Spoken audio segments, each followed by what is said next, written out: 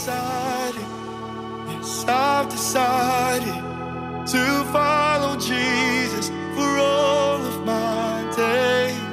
I have decided, yes, I've decided to follow Jesus for all of my days. Hello, good afternoon po ulit or good day sa iyo.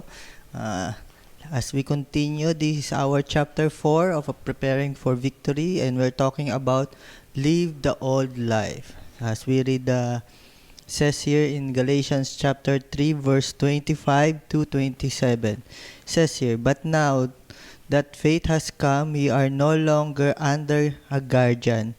For in Christ Jesus, you are all sons of God through faith. For as many of you as were baptized into Christ have put on Christ." Yan, very tong verse na to kasi we're going to speak about the water baptism and what it symbolized to our Christian life. Kasi nga meron din tayong water baptism sa ating victory weekend, and there's more to be discussed on that, nung purpose ng water baptism. But when we look at the water baptism in the New Testament and from the Old Testament, makikita lang natin ang differences niya. Pag tinignan nyo kasi yung pag-wash ng katawan before, it's a ritual from the priest na bago pumasok ng mga priest sa kanilang temple, they have to wash their body, their feet, and even their clothes. They need to wash it before representing themselves to God. And for the New Testament naman, this is a ritual that has introduced to us by John the Baptist as they were call out for repentance and be baptized. Yan nga po nung laging sigaw ni John the Baptist sa mga Israelite or mga Jew noong time ni Jesus Christ. And we have seen din na ang baptism, it's a illustration or picture ng burial and resurrection ni Christ. Di ba po, nung when Jesus Christ was buried, ganun din ng water baptism, we are also buried in the water. And when Jesus Christ was resurrected from the dead, tayo din, pag nung water baptism, pag umaahon tayo sa tubig, para rin tayong, it's a new life for us. Kaya nga, nung title natin sa chapter 4 is Live the Old Life. Kasi it's a picture of nung lumang buhay natin, pag-ahon natin sa tubig, it's a new life for us. The same way din nung sa New Testament, it described din na ng mga Israelite going outside from Egypt. Remember, they were slave in Egypt and they're passing through to the Red Sea. Nung hinati ng Red Sea, it's also picture of the slavery to the freedom that God has given to us, to them. And also for the flood, remember naman nung kay Noah, when Peter quoted in 1 Peter chapter 3, when God started to clean the whole world of the evil thoughts of the people, He flooded the whole earth para malinis nga sa mga kasamaan.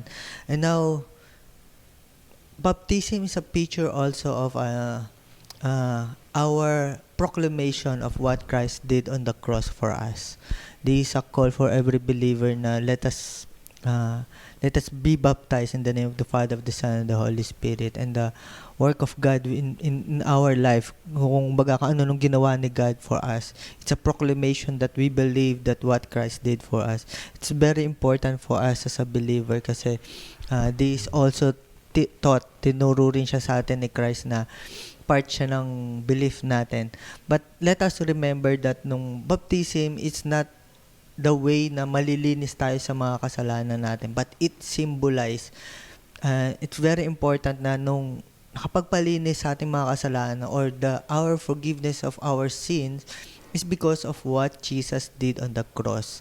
Hindi nun tayo nagpabaptize para malinis tayo. It's not our work, but it is a work of Christ in our life. And it's a command for us so that we can proclaim that we are a believer of Jesus Christ. We follow and we believe na si Jesus Christ namatay siya at muli siyang nabuhay para sa ating mga kasalanan. because of that, we have forgiveness of our sins. So, we remember this chapter na to, na we live our old life. It represent us na pag nilubog tayo, that's our old life. And when we are risen from the water, or symbolize of a new life for us, and we start to live nung dati nating mga buhay, kasi God has given us a new beginning and new start sa mga buhay natin. And I pray na as we grow, as we go through dito sa Victory Weekend din, and we discuss nung living and repentance nung mga sins natin, our life will also change. Pero syempre, hindi naman ito nung end na ng ano natin, nung Victory Weekend, but this is the beginning also of our work, or our walk with God. Kasi very important siya for us to see yung buhay na tatahakin natin, na hindi na natin siya gagawin on our own, but with kasama natin si God sa bawat desisyon na gagawin natin, o bawat buhay, parte ng buhay natin. Pray na lahat tayo ay we will have this experiencing of living the old life and the new life in Christ para kay God. Pray na lahat tayo, we will see and live this kind of life. Again, maraming salamat po, and see you on the next chapter. God